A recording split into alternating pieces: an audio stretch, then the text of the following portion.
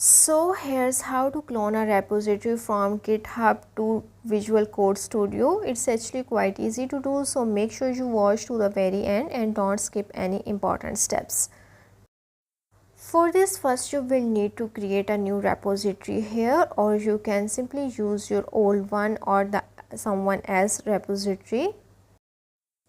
After that, you have to open this repository. Moving on to the next step, here you will be able to view this interface. You have to click on the code option here. Now you have to simply copy this code URL.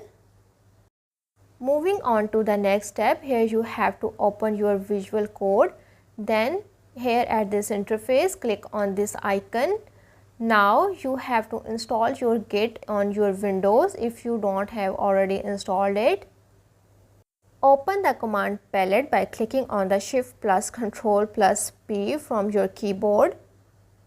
After that, click on the clone repository option. Now here you have to simply paste your URL. After pasting your URL, after that it will redirect you to your computer's library. Here you have to simply select the folder, or you have to create a new folder. To create a new folder, click on empty space and then click on the new, and after that select the folder and name your folder here. Now click on the clone your repository option. After that your repository will be successfully cloned.